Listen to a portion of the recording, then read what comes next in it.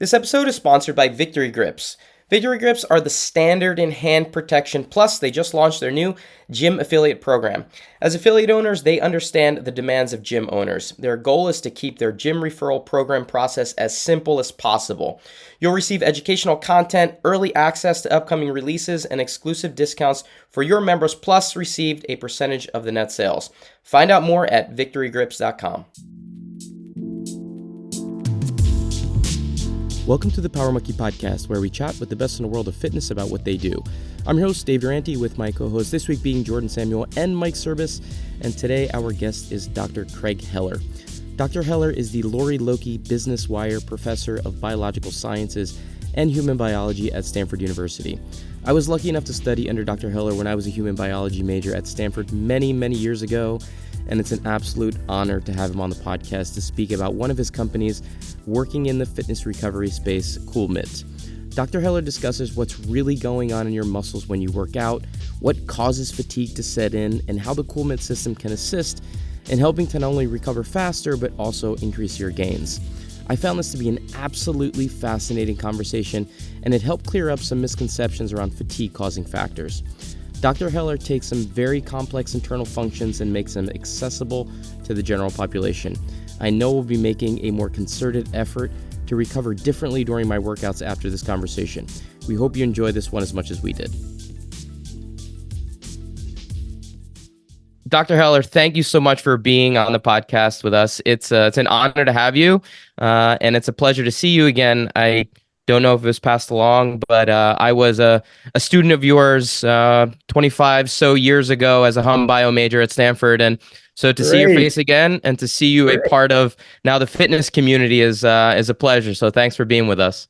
Well, I'll tell you a funny story if we have a minute. Last week, I had to get some cortisone injections in my back, and I was lying on a gurney outside of the operating room, and two other surgeons came up to me and said, "We want you to know you wrote our letters of recommendation to medical school." I'm sure the number of people you've impacted in that way has been numerous. So it's great to see you, and thank you so much for taking the time. Great to see you. Well, it's very interesting, the product. We'll get into CoolMIT and what you guys are doing in the recovery space here, but we want to take it back a little bit and just talk a little bit first about failure in the body and why there's a need for something like this. So could we talk about just the different ways that muscle in the body fails in terms of physical activity, whether that be temperature regulation or lack of strength or lack of recovery? Can we just go through different methods in terms of how the body might fail when it comes to physical activity? Sure. Well, temperature is, of course, what we're concerned with. And most people don't realize that we can cook our own muscles. The metabolism of one of our large dynamic muscles can go up much higher than the blood flow to that muscle. And the only way the heat that's generated gets out of the muscle is in the blood. So we literally have the capacity, and this is the condition known as rhabdomyolysis, where you actually overwork a muscle, it gets hyperthermic, and it causes the muscle cells to die. So we have a fail-safe mechanism, and that fail-safe mechanism is the inhibition, the temperature inhibition of a critical enzyme. And when that enzyme gets up to about 39 degrees centigrade, it inactivates. And once it inactivates, the fuel can't go into the mitochondria, and the mitochondria can't produce ATP. And without ATP, the muscle can't contract. So if we extract that heat efficiently, we can reactivate the enzyme, or we can prevent it from inactivating, and then the muscle just keeps on working. So I've had some freshman women, for example, maybe your classmates, who were doing over 800 push-ups. So these were not athletes. These were just normal freshman students. And we've had professional athletes come in, pick an activity they're good at, and that day we can double their normal work volume.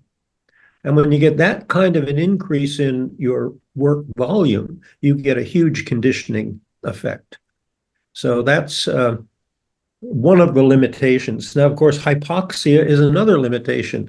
Now, that's not a critical issue for anaerobic activities like lifting, but it is certainly a big deal for anyone who's doing endurance work.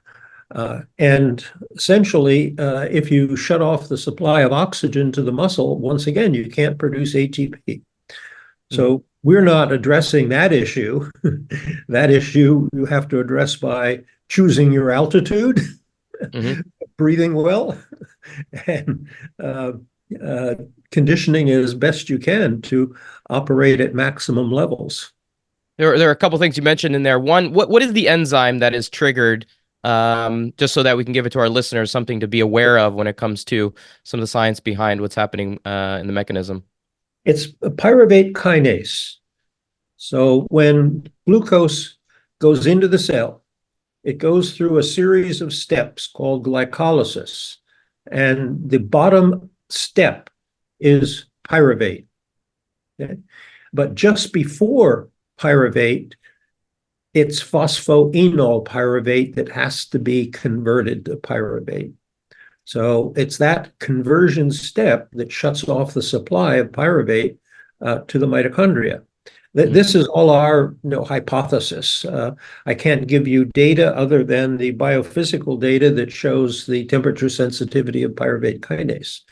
But maybe there are other temperature sensitive steps that just haven't been investigated yet. Don't know. It's interesting that you mentioned rhabdomyolysis. It's actually quite common. I don't know how aware you are, but within the CrossFit community, it's especially early on, 15 plus years ago, 20 years ago, when people didn't know that they could push themselves to the point of cooking their own muscles.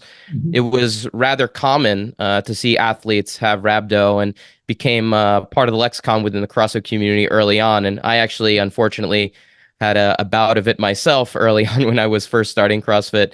Not something you want to go through in terms of the recovery portion if you get it severe.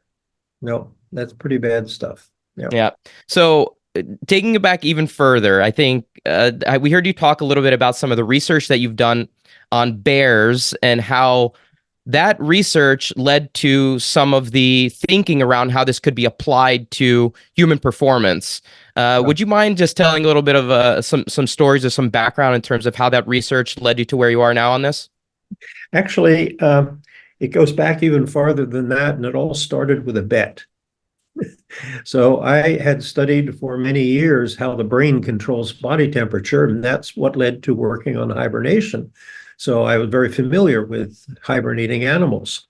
But one day, a colleague who's an anesthesiologist said to my colleague and I, my colleague Dennis Grahn, who's my partner in all of this, our friend, the anesthesiologist, said, "You think you know so much about temperature regulation? I bet you couldn't solve a problem we have in the recovery room." Well, what's that? Patients come out of surgery hypothermic, cold, and as the anesthesia wears off, they shiver violently, and it takes the nurses hours to get them to stop shivering. And it's very uncomfortable for not only the patient, but for the nurses too. So we said, that's not a hard problem. It was, because if you're hypothermic coming out of anesthesia, what happens is you tightly vasoconstrict and sequester your blood in the core of your body. Okay, that's the 10% of your body that's critical: the liver, the lungs, the heart, the brain. So it's very hard to get heat into the body when the blood flow is all concentrated in the core. So we got an idea that if we put an arm in a negative pressure environment, we could pull blood into the arm, heat the arm, and that would go back and heat the core of the body. And we did it, and it worked beautifully. The first patient, less than 10 minutes, was back to normal temperature. And then we found out it had nothing to do with the arm. It was only the hand. And that led to the realization that we have these special blood vessels in the palms of the hands, the soles of the feet, and the face. And these blood vessels blood vessels are shunts between the arteries and the veins. So when they open up, the hand gets warm and we dissipate heat. When you shake someone's hand, you know immediately what their thermal status is. Okay? So all of a sudden, it dawned on us that what we were doing is using a mammalian adaptation for heat loss in reverse. So then we started working on treating hyperthermia. In order to treat hyperthermia, you have to have someone hot. Mm-hmm. So how do you get hot? You exercise. So we had a lab assistant who was a gym rat, and he would go to the gym every day after work. And so we got him to do some of his workout in the lab. We put up a pull-up bar and had him do sets of pull-ups to muscle failure just to raise his temperature. And one day, for no reason, after we cooled him, after we did the heat extraction, he went back to the pull-up bar and did the same number of pull-ups as in his first set. And we said, holy crow, what does that mean? It means the muscle failure must be due to rise in temperature of the muscle. So then we started cooling him after every other set of pull-ups, and his performance plateaued.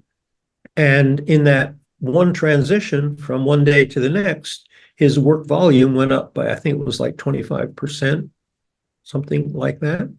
But then we started cooling him after every other set of pull-ups. Okay, that's what we were doing. And in that 6 week, well, go back. The first 6 weeks we worked on him twice a week. He went from doing 100 pull-ups to 180. Okay. But then the next 6 weeks after we made this realization of what the heat extraction could do, he went from doing 180 to 618. I mean, that's extraordinary. Over what period of time, and like sets and rests, minutes, things like that? About an hour, 45 minutes to an hour. So it's 10 sets, maybe it was 12, I don't know, 9 or 10 or 12, with 3-minute rests. And the rests were either cooling or not cooling. So when he cooled, his volume went up, and that was a gain. And then you keep the gain. If the next time he wasn't cooled, he showed that he had improved his conditioning. So whenever we cooled, he increased his number. I mean, that's extraordinary numbers. Those are, Jordan, you look like you're wanting to chime in there. Well, I guess I wanted to ask a question about that. Yeah. So when you say he kept his gains, does that mean that he kept the gain from set to set? Like if you did, let's say you did 20 reps and then you cooled him, and then he was able to, keep 20 reps, and then he comes back the next day and he did the same 2 sets, but without cooling. At that point, he's able to maintain 20 reps both times. Right. Wow. It's a real conditioning effect. Adaptation. Yeah. Yeah. Okay. So in all of these experiments, you get a continual curve over a period of time that you're engaged in the conditioning. So we've seen it with so many different individuals, so many exercises, dips, push-ups, bench press, so forth. Can you give us a little bit of insight into that early strategy around how to cool the body? I mean, to where you are today, how do you find the perfect temperature? I know you've talked about it, that just cooling as low as possible is not ideal, sticking your hand in a bucket of ice. How did you go about finding the optimal temperature, and what was that first iteration looking like in terms of how you applied it to an athlete? That's mostly trial and error. Okay. If you do something enough times, you'll make all the possible mistakes. Then you learn from that. So essentially, our first efforts for cooling were just we just chose the temperature and did it. But then we found that individuals differ. So, for example, when we applied the technology to multiple sclerosis patients, these individuals are very temperature sensitive. Even a little rise in temperature makes it impossible for them to be active. So we found that we could only cool them down to about 22 22 degrees, or else they would vasoconstrict. They would shut off the blood supply to the hands. Mm-hmm. Others, highly performing athletes working hard, we could cool them down to 10 or 12 degrees. So for the cool mitt, we just selected 12 degrees as being an optimal temperature. So for some individuals, it might be too cold. But what you want is you want to get the maximum temperature differential between the device and the blood without causing vasoconstriction. Mm-hmm. I have to say, I was on the gymnastics team at Stanford, and I remember us testing out this product early on, and there was it just was there. I don't know who had brought it in, and I was even speaking to some of my former teammates about it recently. I was like, do you guys remember using something that we had our hand kind of in some kind of the form of a hand, and it was meant to kind of cool us down between sessions, between turns? And they were like, yeah, we had that as part of our training. And it just jogged my memory that we actually were some of the guinea pigs for this early product that you had so many years ago. Well, you guys weren't very good guinea pigs because your hands are so calloused that that's interesting. Does that play into an effect? Yeah. And same thing for football, for example, if they're taped. I mean, that's going to block the heat flow. So what you can do is you can, of course, wet it, minimize the tapes, or lower the temperature of the device. So, well, I want to come back to some of the things you mentioned, but since we're talking about it, one of my questions was maybe specific to gymnastics, but also we're seeing it quite a bit in our world of functional fitness and CrossFit. People wearing a lot of devices around their wrists, grips or tight wraps, just for wrist protection or hand protection on the bar. And in gymnastics, we have a tendency to tie it very tight to the point where we're restricting blood flow to that area. Would that impact the ability for us to basically transfer heat or dissipate heat as needed, let alone using the product? But does that actually limit our ability to recover? Yes, it does. So what you can do is not make it as tight, but also you have to keep in mind that you have other body surfaces. So just for recovery without using a device, you have your feet, you have your face, in addition to your hands. So there are 5 sites where you have these blood vessels that can greatly enhance your heat flow. So if you constrict the blood flow to your palms, you're not doing anything to your feet. So you still have some heat loss capacity. It's interesting. In the CrossFit world, it's really common when somebody finishes a very hard workout and they collapse on the floor, that one of the first things people do is they kick their shoes off. And I don't think they realize why they're doing it. They just instinctively do it. And I see it all the time, even to the point where the person's so tired they can't do it. Somebody comes over and pulls their shoes off for them. But I eventually got to the point where I don't work out with my shoes tied at all. Like I don't like that constriction. And maybe that comes back to subconsciously feeling like, it's making me hotter or something like that. But people yell at me all the time, say, tie your damn shoes. And I'm like, I don't want to. It doesn't feel good. So I feel like now I've got some scientific backing from an actual doctor, so I can go back and tell them to shut up. Yeah. Well, a good illustration of how important these various sites are is working with amputees. So if you have lost one hand or one foot, that's 25% of your heat loss capacity. Wow. So if you lose, 2 feet, we worked with amputees at Walter Reed, and they have these silastic socks, or not socks, they're like coverings that go over the stump just to cushion it. And after an exercise bout, they would take off that silicone shape and just pour the water out of it. Yeah. It just. So it's interesting you bring that up. We work with a lot of adaptive athletes too within our community, and we have a big fitness camp that we put on a couple of times a year, and next one's coming up in a few weeks, and we'll have a few adaptive athletes that fall into this category of being an amputee.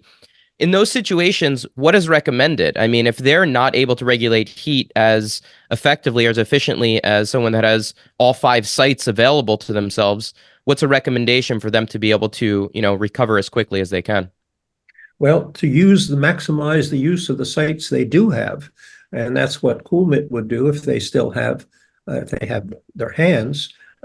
Now, we should be coming out sometime in not too distant future with versions for the feet, so that we actually did some experiments many years ago on spinal cord patients in which they lose the ability to control the blood flow to the lower body. And these were wheelchair basketball players. And we built essentially what we called Frankenstein boots that went on the wheelchair and cooled them through the feet. And that did wonders for their performance. I was curious about that too. From a gymnastics perspective, we use our hands a lot, right? Our hands are our feet, essentially, as gymnasts, hanging and swinging. And personally, and I believe this is fairly common within our community, if you go to any gymnastics competition, you're going to see guys wearing gloves before they go, because cold hands are not very effective in terms of us being able to feel the apparatus. Right. And so I was always thinking, I don't want to put my hand in something that's going to cool it down right before I perform. I would prefer to be able to do something on maybe my foot so that I can keep my hands prepared for any activity that I need. Would you say that that's a strategy that for someone who uses their hands would be a better route to go? You want to cool after. After, okay. Before. So it's between your rotations, between your performances that you would cool. And it's the same way with, let's say, any sport where you're coming on and off the field or the court. It's when you come off that you want to cool. Cooling before you go in doesn't do you any good. If you're already at normal body temperature, the CoolMit can't drive your temperature below normal. So it can have an advantage in that it could cool some of your periphery, but as soon as you get below normal, you vasoconstrict. So you're not going to get any effective heat exchange. Okay, so that's why there's that optimal temperature at 55 degrees that you guys like to use. Right. In the past, we had, for example, our cross-country team. And what they would do is they would do their warm-up, their pre-event warm-up, and then they would cool before the beginning of the race. So what they're doing is they're getting the benefit of the warm-up, the flexibility, and so forth, but they're eliminating that extra heat load that they accumulated as a result of the warm-up. So the body has a higher scope for absorbing the heat of the event. This was interesting. We were actually talking about this before you came on in terms of warming up properly. And a lot of times I think we hear coaches and trainers talk about warm-up being, let's get your core temperature up. And that's kind of the primary use of a warm-up. But we heard you maybe speak a little differently on this in terms of the benefits that come along with a warm-up. Can you speak a little bit about where you see the benefits of taking that time? Well, if you're in an environment where you can dissipate heat, then you can do the warm-up. That's going to get everything more flexible. That's going to get your muscles at a peak operating temperature, which is actually very close to the temperature which is going to result in failure. I mean, we live on the thermal edge because, if you think about it, our normal body temperature is 37 degrees or 98.6. And that's only a few degrees below the point where you have heat illness, where you can have heat stroke. So we maximize our metabolic efficiency by staying at this high core temperature, but then the scope for going higher is very, very limited. So if you're in an environment where you can dissipate heat efficiently, then sure, a warm-up is not going to give you much of a heat burden. But if you're in a very hot, humid environment, that warm-up is going to impair your capacity to absorb the excess heat of exercise. Now, people don't realize that 35 degrees ambient temperature at 100% humidity is lethal for humans. I think you need to repeat that. just so we're aware. Okay, 35-degree ambient temperature, that's 35 degrees Celsius or 95 Fahrenheit, at 100% humidity, which you certainly have in many places, that is lethal because that doesn't give you the capacity to even dissipate the heat of your resting metabolism, your basal metabolic heat. And you will just continue to heat up, heat up, heat up. Mm-hmm. So ambient temperature plays a critical role here in terms of, yeah. So these are going to be more effective in situations, in temperature zones, in sports that are maybe outdoors, that are in, places closer to summer events, those types of things in terms of being able to understand where your temperature is with regards to outdoor temperature. Yeah. For example, the various tennis opens, they're usually in very hot weather and can be in very hot places. Have you tested this out at all with, I'm just curious, having watched the Formula One race this weekend and those drivers in the cars with their full suits on. We had Melbourne over the weekend. It was extraordinarily hot, plus being in those hot cars with full suits on. Would you find this to be beneficial? I don't know how you would enact it, but it seems like those drivers would benefit from it. We actually did a little bit of that a number of years ago, but you're right. At that time, it wasn't possible to actually incorporate the devices into the car. There's not much space, and of course, you don't have the flexibility of losing the use of a hand. So that is an area where there could be a wearable application, which would be very useful. You just turn that steering wheel into a water-cooled device. Yep. I have a question for you, since we're talking about, potential lethal situations or maybe poor ways to cool. Like we see people in sports cooling in all sorts of various ways, like cold towel on the back of the head, or just like running your head under cold water, or these other sorts of things. Is that just not effective, or is it bad? Well, there are some things that are ineffective and they can be bad. And if you cool your head, if you do it, put your head under a water faucet or put an ice towel around your neck, what you're essentially doing is you're cooling your thermostat. The thermostat is in the brain, and it's close to where the major arteries are bringing blood into the brain. So if your house is overheated, would you go and put a wet washcloth over the thermostat? No. And do exactly the opposite. So what we see in many applications of peripheral cooling, even ice vests, that if you cool the trunk surface or you cool the brain, what you do is you shut off these heat loss systems. The system says, we're okay. You don't need to have all of that heat loss. So it shuts it off. We've actually seen athletes in the lab testing out various kind of cooling vests, and they will do repeated sprints on a fixed bike, for example.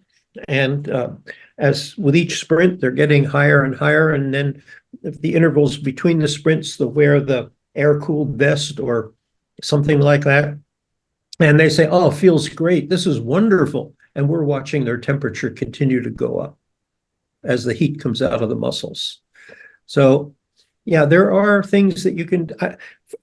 A couple of weeks ago, I got an email from somebody who said, I really know that saunas are very healthy and they're good for us. So if we spend more time in the sauna, that should be even better. So can't we use a cooling cap, which would make it possible to stay longer in the sauna?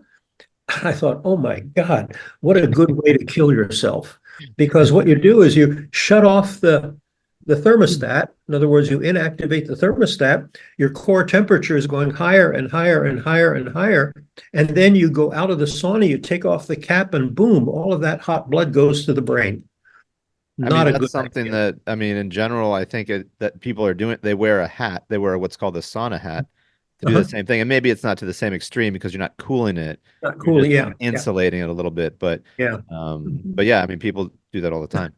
Yeah, Yeah. but no, that's an important point to make because there's a difference between wearing something to cool your head to be able to stay in a sauna longer, or one to insulate to basically allow the thermostat to work more correctly, or to tell you, hey, you might be overheating yourself. It's time to get out of the sauna.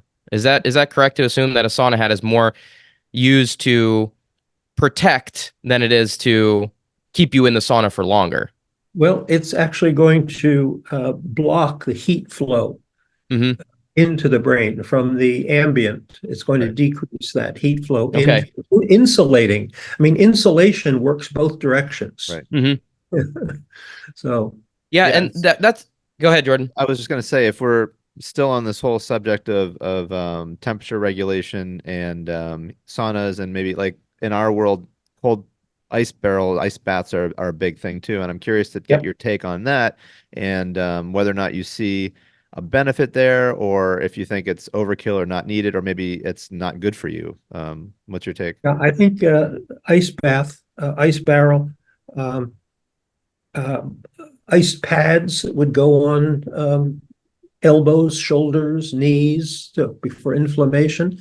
They're all good. Okay, they're not necessarily good for regulating temperature. So sure, if you could jump in an ice bath between each set of lifts, for example, yeah, you'd see a benefit. But that's not convenient.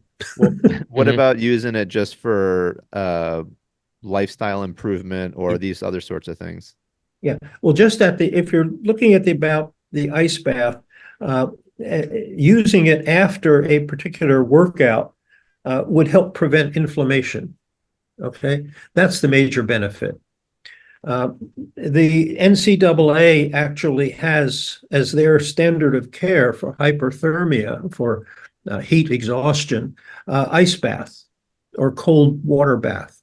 Now, that's great because if you put your whole body in a tub of cold water, the total surface area over which you're losing heat is enormous. So, yeah, that's effective, but you don't always have an ice bath available. Yeah. Okay. And we've had examples where athletes have gone down in practice or competition, and they've called the ambulance and used the Palmer cooling device, and they're back to practically normal before the ambulance can even get there, let alone get them to an ice bath. So yeah, ice baths are great, but they're not the best way to have really timely treatment of the hyperthermic condition, which is critical. It's not just the temperature, it's the duration of the time you're at that temperature, which can have negative effects. Okay, can we also talk really quickly? I think it's beneficial for our audience to hear this about the circulation of the water and how that's important. Stagnant water Yes. creates kind of a barrier, is that correct, between skin temperature and the water itself? And I noticed this as well when I was living at the Olympic Training Center. We would do a lot of contrast therapy of jumping between a hot tub and a cold tub, and how beneficial that was for recovery purposes. And we use it actually quite often here, but we were always told, keep moving. We had to walk within the water, keep moving, keep all the Yes. limbs continuing to circulate. And I hated doing that, right? It was almost like the easiest way, just go in and sit and just don't move. But obviously it's not beneficial. So can you talk a little bit about the importance of the water being circulating and why that actually happens within the cool myth as well? Sure. Well, Dave, what you're referring to is boundary layer formation, and you described it well. Anytime you get into a hot bath, it's going to be really painfully hot until you sit there for a couple minutes, and then you have a boundary layer of still water around your skin, and that is insulating. Okay. Mm-hmm. So if you use a heat exchange device like a phase change material that you can get in, pads that you can buy in the drugstore, the problem with them is that they very rapidly develop a boundary layer, so that as the phase change material is melting, the phase change material that's right next to the surface is still, and it heats up slowly. and that is essentially increasing the insulation between the phase change material and your skin. So it's very important to have your heat sink material circulating so that you continually disrupt the boundary layer, prevent it from forming. I know a lot of listeners that are going to hate hearing that, the people that are in plunges often, because it's such an uncomfortable thing to constantly be in contact with the coldest parts of the water, but that's where you get the benefits from. So everyone listening, keep moving when you're in those tubs. Yeah. Well, the other thing is the extreme exposure to cold that some people are saying has benefits. I don't think so. I think if you go into extreme cold, what essentially you get is a shot of adrenaline. Right. And sure, you're going to get out of that and you say, oh, I feel energized. Sure, you will. You've just gotten a shot of adrenaline. What would you consider an extreme temperature for that like that sort of situation? Pardon? What would you consider an extreme temperature for an ice bath? Some of the things which are being used in cryotherapy. So, which, extremely cold, and there the boundary layer protects you. So you're not going to come into contact with the walls because that would cause freezing. So, what you have a boundary layer, so you get that cold shock, but the boundary layer then protects you from losing heat really fast. So something that's like below zero is what you're talking about, as opposed to just an ice bath would not necessarily fall into that category. Right. And zero, I mean, that's what people are using with an ice barrel, an ice tub. And yeah, you can deal with that. I mean, I've been swimming at the North Pole, so I know you can survive it. That could be a good commercial for your cool mitt when you eventually get it out there. And a warm mitt. Yeah, right. Definitely. Dr. Heller, I have maybe a slight change of pace question for you. It's very biased to me coming from the weightlifting side of things. So you were talking about, like, for the example, the lab member that you had that did the pull-ups and increase their capacity like a lot in that session. And I'm thinking about it from a weightlifting side of things. We would be wanting to get as strong as possible without putting on too much mass, because we lift in weight categories. So I'm actually pretty curious, in any of your studies, do you measure muscle mass, like from beginning the experiments to then maybe over the course of 6 weeks? Is there a noticeable change in muscle mass? Does muscle mass stay the same, but then the capacity, the output is much greater?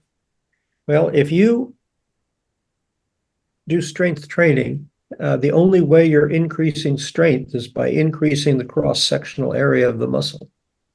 So hypertrophy is actually the end product of conditioning. Now, what you want to do is you want to put on that increased muscle mass as contractile fibers, not as water or not as fascia. So we definitely see increases in muscle mass, that's for sure. But we have done some comparisons between our work and data published in the literature,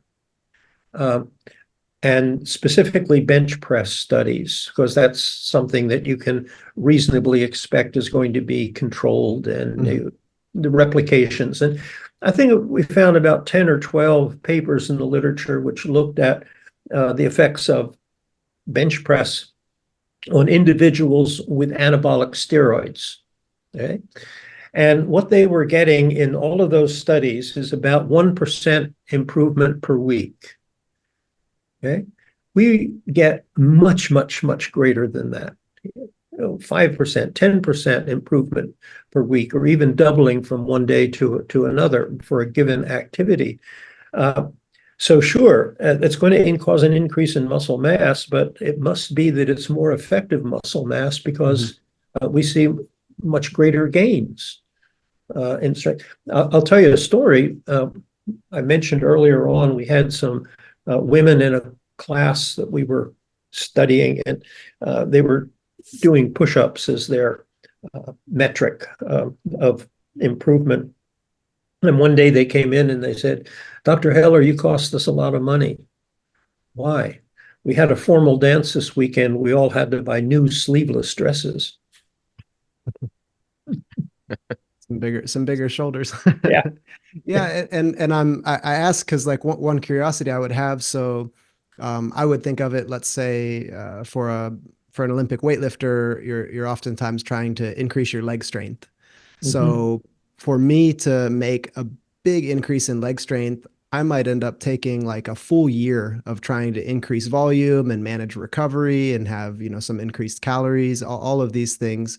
But if I was able to use a cooling strategy to see bigger gains in a shorter amount of time, I would assume that I might put a little less mass on, so then be able to potentially compete in my, my weight class. So let's say that I would, in 6 weeks, make bigger gains with the cooling than I would have made in 6 months with my normal programming. So I would be like one of those hopeful athletes that would think this could really maybe help me for peaking for certain competitions without having to stress so much about maybe muscle mass management or weight management.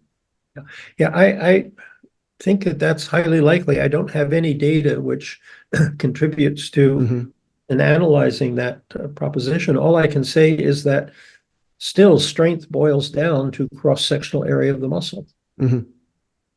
So you are going to have hypertrophy in order to increase, but I would imagine that hypertrophy can vary with respect to the contribution of water versus fat versus protein. Yeah, definitely. This is really interesting for me on that side of things from a training aspect, and then even for us from a technique application to how we train people. A lot of times technique suffers from fatigue, so you're tired and you can't perform the same movement with the same intensity. Exactly. Yeah. Yep. And this is another. So like that would be a lot of times, again, in weightlifting, you get very good by moving really heavy weight with good technique. So if you can recover well, you can lift that heavy weight and learn a better technique without potentially having to put on more muscle. You just move better. And that's another really interesting maybe component or perspective that I could imagine has a lot more potential to be studied and applied. Yeah. Definitely. I have a question for you. I did a test with your product, just doing max sets of push-ups and so forth.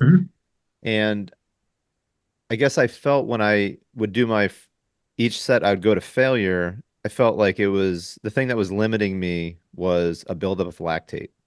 And maybe I'm wrong, but it does the cooling mechanism that you have play a role in like shunting out lactate as well? Or am I way off base? I could very well be. You are common with the vast majority of people who think that lactate causes fatigue. It doesn't. Okay. You can actually infuse lactate and it doesn't cause fatigue. Really? Wow. Okay. But it's the opposite, that fatigue causes lactate. And we're actually studying that right now. And what we find is that the lactate threshold is temperature sensitive. So the buildup of lactate must have something to do with that blockage of fuel going into the mitochondria. And we are looking into the possible pathway whereby that situation results in increased lactate. But the lactate doesn't cause the fatigue. It's the fatigue due to temperature which causes the lactate formation.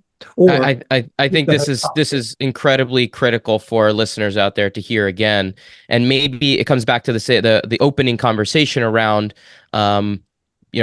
what's happening and from the enzyme perspective as to why the muscle is failing. Correct. So it's not due to lactate; it's due to a temperature increase, which then has a cascading effect within in the muscle fiber itself. Is that correct? Yeah, and that results in the increased lactate production. And what does the lactate then do to assist in maybe minimizing the effect of the fatigue that's setting in?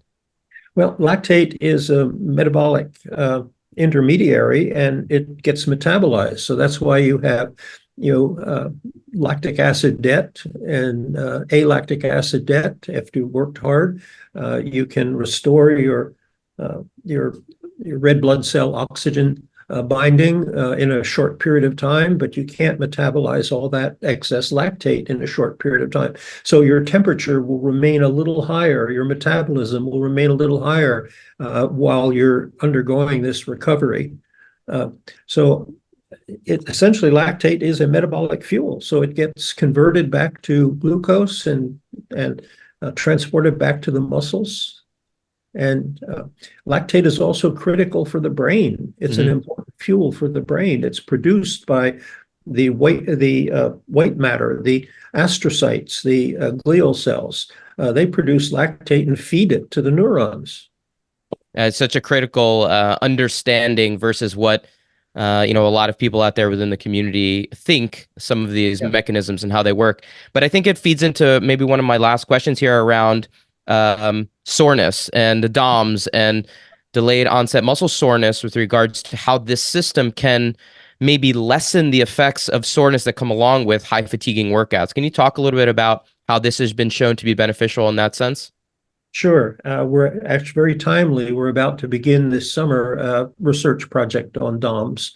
And it's stimulated by the fact that so many times we'll have well-trained athletes come into the lab and they will double their work volume, in that day. And I can always expect them to say, I'm going to be so sore tomorrow. And they never are. Okay. So that led me to hypothesize that the soreness is actually due to the unresolved healing of the micro tears in the muscle. Okay? So what does cooling do? Cooling decreases, it prevents that inflammation. It also, in a way that is a little bit complicated, facilitates the healing. So if you go to a very high temperature, the healing is going to be impaired, and that's going to result in inflammation. So if you have very healthy repair, you don't get the inflammation and you don't get the soreness. So what we're doing this summer is we're doing a series of studies in which we actually drive people to do a workout that will be expected to cause delayed onset muscle soreness, and either cool them during the workouts or not cool them during the workouts to see if we have an effect on the development of DOMS. That's fascinating. It's a little counterintuitive sometimes, right? Because you think that getting the muscle, for a muscle to grow or to gain strength, you need to have that muscle tear and then repair itself, repair itself, correct? Yeah. And you're saying that the inflammation that comes along with those tears is what we're trying to prevent from being, I don't know, to me, it's almost like healing mechanism. Like the inflammation is about healing the process. But if you're saying that we want to stop the inflammation from happening, shouldn't it also prevent the healing process, or you're trying to speed up that process? Well, it's a little bit complicated because what you're doing is you're looking at two different things happening at the same time, and it doesn't necessarily mean that they're causally related. So sure, you generate the micro tears in the muscle. They have to be repaired. But what I'm saying is that by administering the cooling, you're enhancing that repair without getting the inflammation. Mm-hmm. So there are many, many things in the body that result or they get inflamed, and it's not good. It's not healthy. Mm-hmm. You don't have to have inflammation to get healing. Sure. I think it's just yeah, go ahead, Jordan. A follow-up to that you just said, is there a potential health benefit to using the Cool Mitt outside of exercise? If you're saying that it can help reduce inflammation throughout the body, potentially? Other, pathologies? Well, what you have to keep in mind with the Cool Mitt, and this is for even exercise benefits, is that all it can do is eliminate the effect of high temperature. So if you don't have high temperature, you're not going to get an effect. You're not going to get, so if you're a couch potato and you can do 5 push-ups, cooling between your 5 push-ups is not going to do you any good because it's not the heat which is limiting your performance. Okay? So if you get to a stage where you're actually producing significant amount of heat during your exercise, that gets to the point where it affects your performance. They say, well, if I measure my oral temperature or ear temperature, I don't see an increase. No, for this kind of activity, for anaerobic exercise, it's the temperature of the working muscle. And the temperature of that muscle can go up much faster than the overall body temperature. If you're doing an endurance sport, then it's the gradual increase of your entire body, which is the critical variable. But for anaerobic activity, it's the buildup of temperature in the working muscle itself. Oh, Dr. Heller, we're coming towards the end of our hour together, but I am curious about your own physical training. You mentioned swimming in the Arctic and being fairly physical yourself. Do you use the CoolMit product? And if so, what type of workouts are you using it with? Well, I'm a little bit too old to be worrying about that now. I'm 80. Oh my goodness, but I do work out on occasion, and my one very proud moment was when my students challenged me to be their age control for an experiment they were doing. And that experiment was push-ups and the effect of cooling on the build-up strength. And I accepted their challenge. And on my 60th birthday, I did 1,000 push-ups. Wow. Whoa. That's incredible. How long did that take So you I to still do? can do, if I only do one set now, I don't do it routinely, but if I do one, I can still go over 100. Wow. That's incredible. That's really phenomenal. So you have a little bit of were you an athlete when you were younger? Not really. I've always enjoyed, hiking and skiing and swimming and outdoor activities. But when I was in school, I was cross-country runner, but I didn't excel for sure.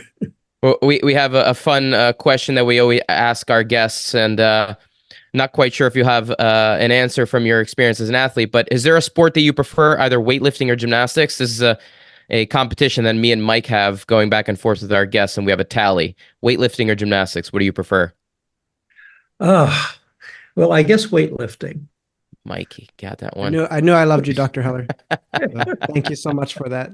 Because I translate that into the resistance type activities that I enjoy doing in the gym, whether it's dips or pull-ups or push-ups or sit-ups. Everything you just mentioned is body weight movements. Those are all gymnastics movements. I mean, I'm going to take them. Those are. I guess you each get a point there. But Dave, before we ask the rest of our last minute questions, I do want to ask one more question for Dr. Heller, and that's for our listeners who don't have the ability to get their hands on a CoolMit. What sort of protocol can you recommend they try to see if they can elicit the similar response? Good question. We should have mentioned that earlier. And that is the first impulse people have is, oh, I'll just get a bucket of ice water. And that doesn't work. And the reason is it's too cold. That if you dip your hands in ice water, you get reflex vasoconstriction to prevent you from getting hypothermic, right? So if you have a bucket of water at room temperature, tap water temperature, your bathroom basin water temperature, just putting your hands in that will help. Okay. Cool. Thank you. And keep them moving. Right. I really would love to have this product, have CoolMit out at our Power Monkey camp. I mentioned it earlier, but we have like a full week-long adult fitness camp out in the woods of Tennessee, and we bring out about 150 people. And for a full week of training, this is like an ideal product for people to test with the type of workouts that we do out there. So I just think we have such a good community that would benefit from testing this out with the types of workouts that we have within the CrossFit and the functional fitness community. So hopefully we can... I can give you one bit of advice on that. And Let's hear that it. if you do have people becoming hyperthermic, okay, the standard of care is ice packs, the groin, the axilla, and the neck, right? Okay. Mm-hmm. So we've done experiments where we've made people hyperthermic, and then we have cooled them by either putting the ice packs in the standard of care positions or putting the same ice packs just on the palms, the soles, and the face. And the rate of recovery is about double. Oh, wow. You Okay. use them on the face, the palms, and the soles rather than here. Now we got to test it out. We got to test it out with our crew. And it makes good sense because if your car is overheated and you have a garden hose, are you going to spray the tubes going in and out of the radiator, or are you going to spray the radiator? Right? So these are the tubes going in and out of the radiator. This is the radiator.